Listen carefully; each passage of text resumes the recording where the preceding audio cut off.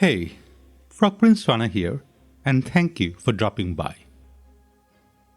You are different from the rest. Your heart is pure. Rejoice. The broken are the more evolved. Well, apparently us vaccinated lots are broken, according to some. And why rejoice? Simply because we only had 2 years to live. Link is in description and a card should pop up for my video explaining the time span. But now, the good news is we may even live up to 10 years. That is surely a reason to rejoice, right? Personally, I have a sad life and fueled by whiskey. 2 years was 2 years too long. And now it's 10? Just great. Well, leaving my miseries aside, let's jump into the article. It was first brought to my attention through a Telegram group that is all about conspiracy and praying to their god Donald Trump. Somehow I am added to this group and I'm pretty sure that it is my acquaintance who is responsible. But hurrah! A source of steady content to debunk and to make fun of. Title of the article is Those Who Don't Survive the Android Takeover of Their Bodies, How Long Do the Vaccinated Have to Live? By Steven Fishman. Now spoilers. Almost every other sentences have something either to debunk or to question. So instead of waiting till the end, I will keep on commenting throughout. Hope that is okay. I deferred this question to a friend of mine, Dr. Mylo Canderian, Ph.D., born Milos Iskanderianos, Corfu, Greece, 1938, who developed the patent for graphene oxide for use as a hematological bioweapon in 2015. First paragraph, and I'm already annoyed. Now, I did check to see if the article mentioned anything in the lines of fiction or satire, but checking the link for the author, I'm pretty sure it is pretending to be true, so it is fair game. Now, even searching for a fictional character like Commander Vimes or Granny Witherox would get us back a lot of result. And if a name in question actually applied and received a patent, it would be even easier to find. This is the first red flag. Searching for the name Dr. Mylo Canderian or Milos Iskanderianos only returns back articles that are talking about the article or a variation of it. The only other link I found is to LinkedIn with zero information. There is nothing in that profile except the name and couple of keywords: patent specialist, licensing, technologist. Now, I'm not even sure what the keyword licensing is meant to be. There isn't even a photograph or any contact information. It is almost sure to be a fake profile, probably created by the author of the article himself. Unfortunately, I couldn't find a way to know when an account is created in LinkedIn. That would have been a dead giveaway. Next is the line on patent. Now, I'm not sure what develop the patent means. As the fake LinkedIn profile does say, Santa Barbara, California, United States, I will be assuming that all these events are related to US, as different countries hold their own patent system. If the question, when was the patent system developed, was asked, that has an answer.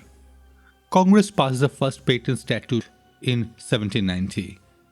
Obviously, we are not talking about that. I'm assuming it's meant to say that Mylo applied and received a patent for graphene oxide for use as a hematological bioweapon in 2015. Thankfully, it is possible to search US Patent Office. What a surprise! Searching for Milos, Canderian or Iskanderianos does not yield any result. Now Mylo, with a Y, being a more common name, we do get back some result, which includes pant zippers, moisture sensor for skin and such. This is the time when we also add the keyword graphene towards such criteria and receive back no match. If we try graphene oxide we get back results for PCB, battery to LEDs. None of these results have anything to do with bioweapon.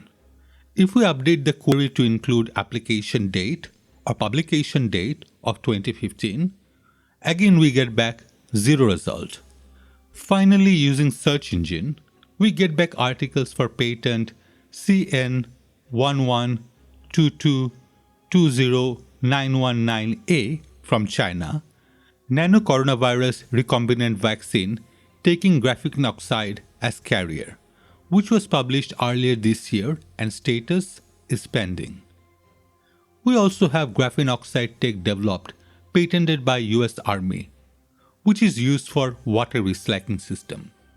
Remaining results are either linking back to the same article hosted by various websites or other anti-vaxxer conspiracy articles. I have already done a video explaining that there is no graphene oxide in all available COVID-19 vaccine. So even if the patent was for real, it does not mean anything. It is akin to saying that there are patents for potassium cyanide or sky is blue. These are non sequitur and has nothing to do with vaccine. Moving on with the article, in full transparency, Dr. Canderian is what I would call a genocidal globalist, who follows precept 10 of the Georgia Guidestones, which is a very seldom discussed, stating, "Be not a cancer upon the earth, leave room for nature."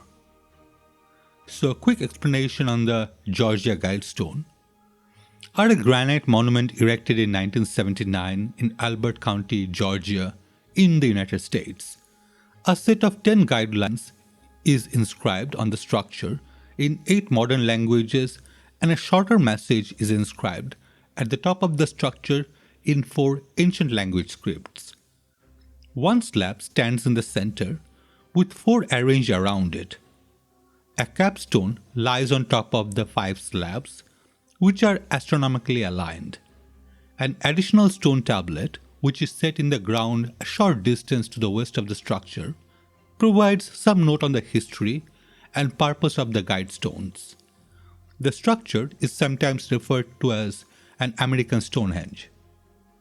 The anonymity of the Guidestones author and their apparent advocacy of population control, eugenics, and internationalism have made them an object of controversy and conspiracy theories.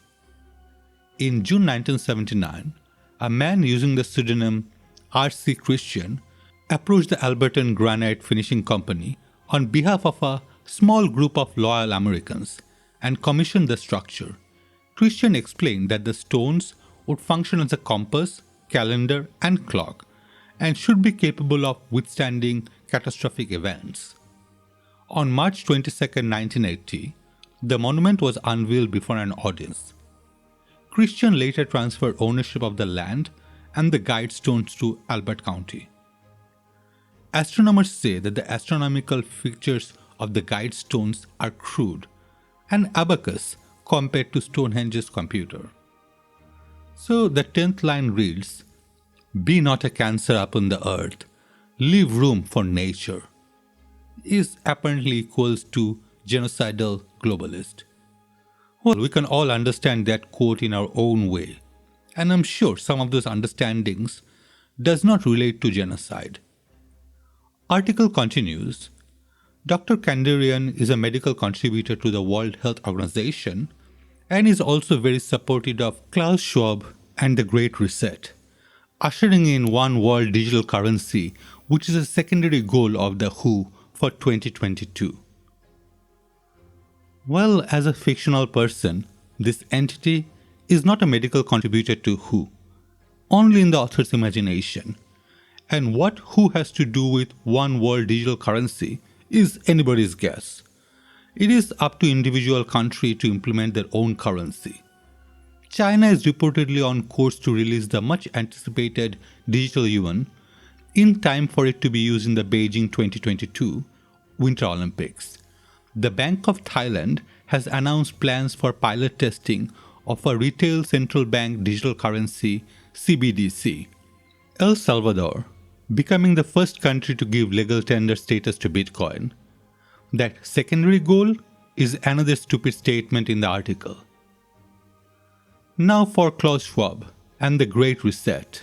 Klaus Martin Schwab is a German engineer and economist, best known as the founder and executive chairman of the World Economic Forum. He explained the idea behind the Great Reset in an article accompanying the launch.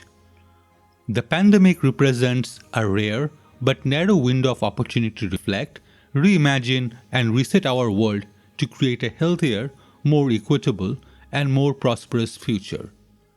There is a Great Reset podcast and even a 280-page book, but the plan is light on specific detail.